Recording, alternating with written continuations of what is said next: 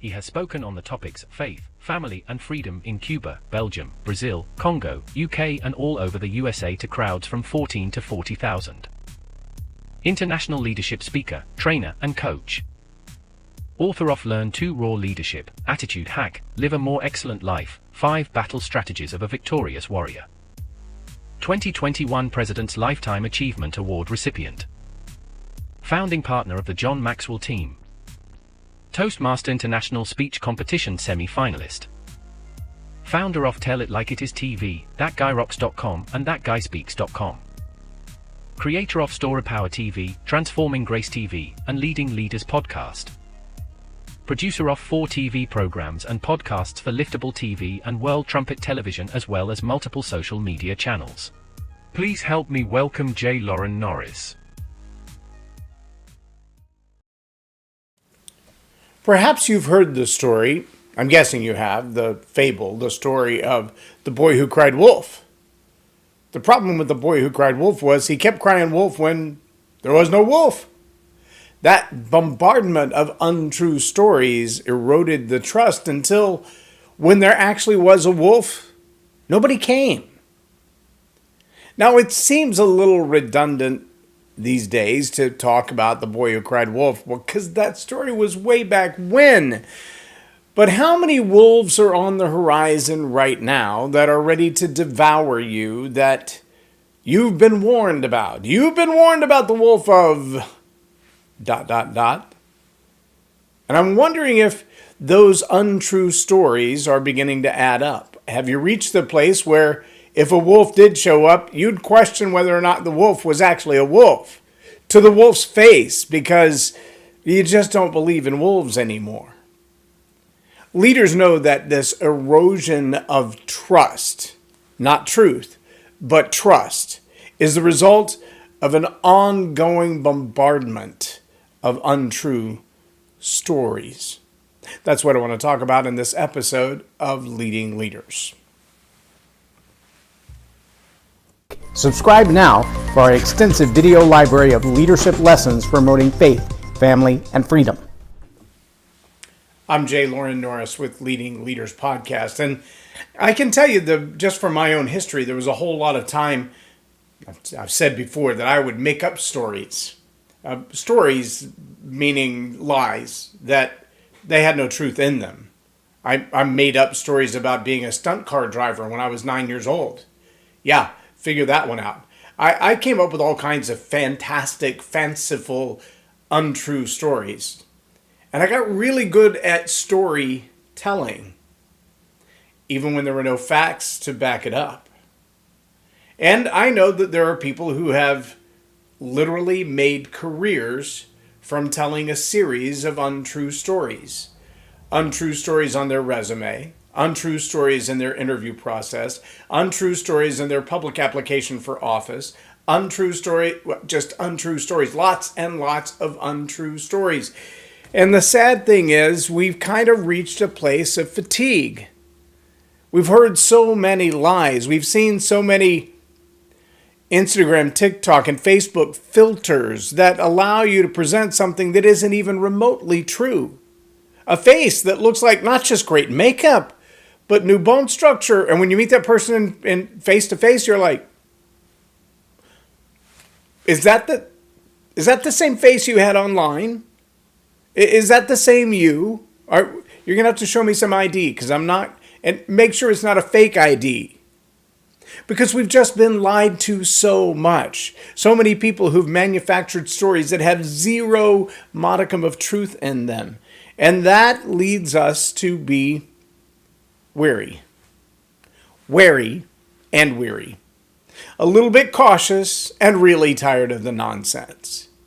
The challenge for a lot of leaders is that, especially if you're a leader who's on the cutting edge of innovation, if you're operating in a space where you genuinely do come up with new ideas, new innovations that people have never heard of before. When you come up with these new ideas, it takes a grand sense of imagination. It takes stretching the boundary of the way things are right now and the way things have always been in order to produce something that never has been before.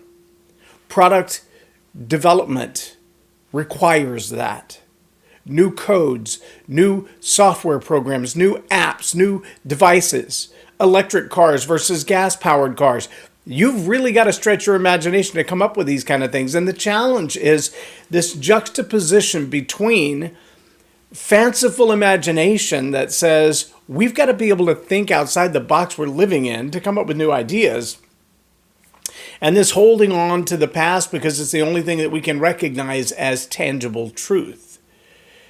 The problem is when all of these bombardment of lies, the untrue stories, the fanciful ideas, the crying of wolf over and over and over and over erode our trust, then we have a real hard time trusting in the imagination that would be innovation. Leaders really should be cautious in the stories that they tell, to distinguish between the imagination that leads us into the future and the stories of the past that allow us to hold on to the absolute reality that we've come from. When we start to mess with history, we start to tell a different story about history than what was actually there. The result of that is a belief system that questions absolutely everything and believes absolutely nothing. We become weary and wary. We become tired of hearing all of the ideas that were before as if they were so wonderful, but look where they left us. But we also become very cautious about every new idea. We neither trust the past nor the future. And that erosion of trust means we operate kind of on our own. See, the challenge with the lack of trust is that it leads to anarchy.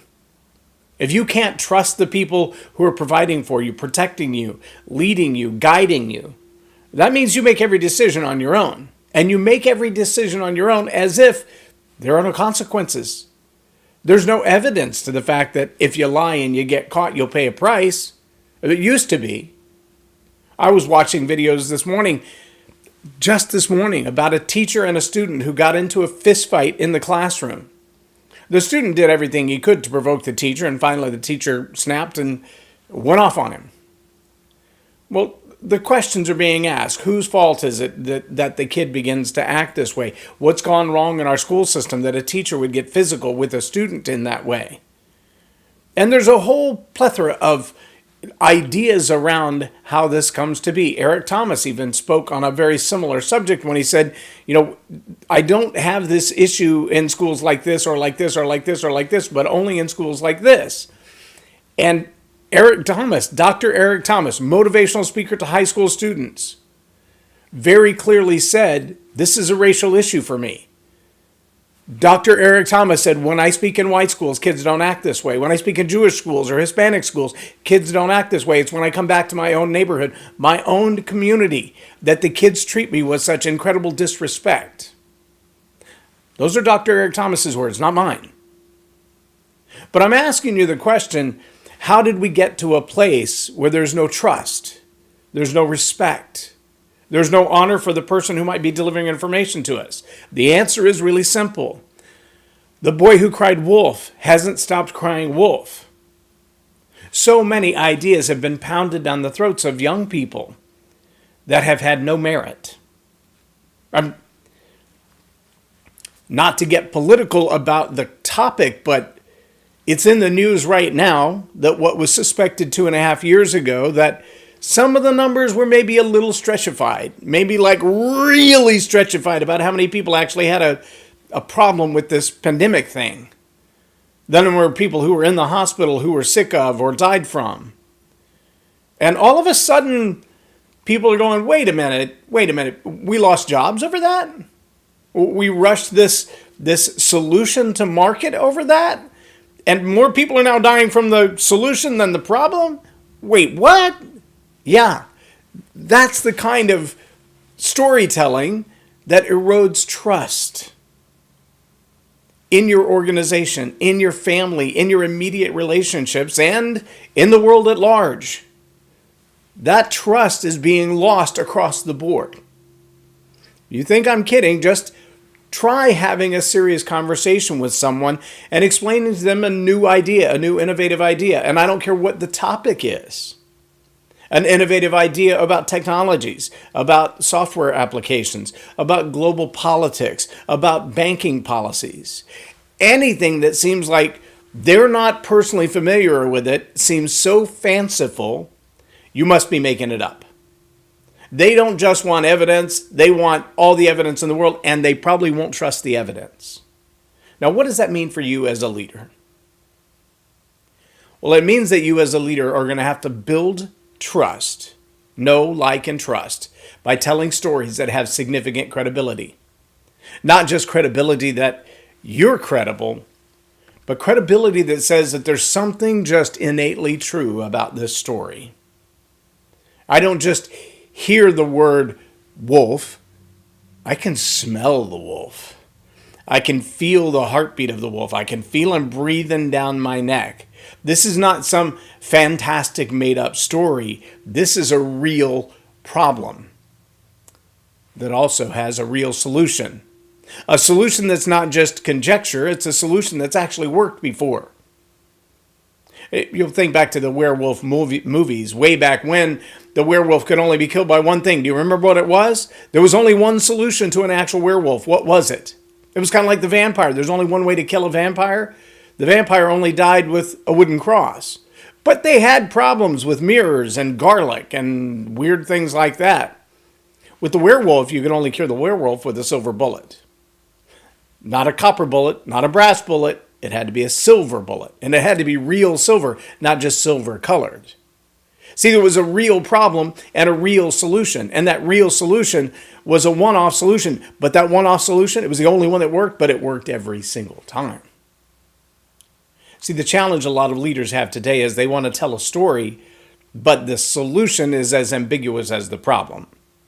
I don't really know what the problem is that I solve, but I sure have a story to get you to buy my product. Follow the problem? There are a lot of leaders who have eroded trust by telling stories that simply weren't true. Telling stories that sound like a fantastic, fanciful imagination, and maybe even there are stories that are well told. A well-crafted, well-told story can still be fiction. But if what you're offering is a solution to a problem, if what you're asking for is that people would trust you, if you're asking people to genuinely follow you down a path that may include risk, it may include investment, but it will absolutely include a payoff, then you're going to have to build stories that demonstrate that you are trustworthy, that you've identified the problem they need solved, and you found the one silver bullet solution that will actually take that problem out. You don't have time to be playing games with other people's stories, telling anecdotes and jokes that other people have written and made up, delivering stories with a bad punchline, quoting people and misquoting them out while you do it. No, you need to take the time as a leader to craft the stories that tell the truth about the history that you've been through.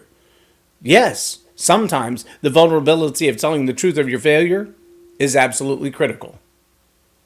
You don't want to live there, but it's not a problem to go there. As long as, once again, you can identify the problem and present a viable, duplicatable, reusable solution. The silver bullet. It has to be a silver bullet, but the silver bullet works every time. If you have solutions to problems that people are struggling with, and you lead people, you need to present those solutions grounded in stories that start and end in truth. You don't have time to be making things up. Our world is weary. The trust is eroded already. Be one of the leaders who tells the story that is fact-based, truth-based, and it can be checked out. Because I'll guarantee you, if you've got an idea these days, the fact checkers are hunting you down to make sure that whether you agree with them or not, they can prove it. Take the time to tell stories that are based in truth, not just stories that sound good when they're told. I'm J Loren Norris with Leading Leaders Podcast for Tell It Like It Is TV. Have a blessed day.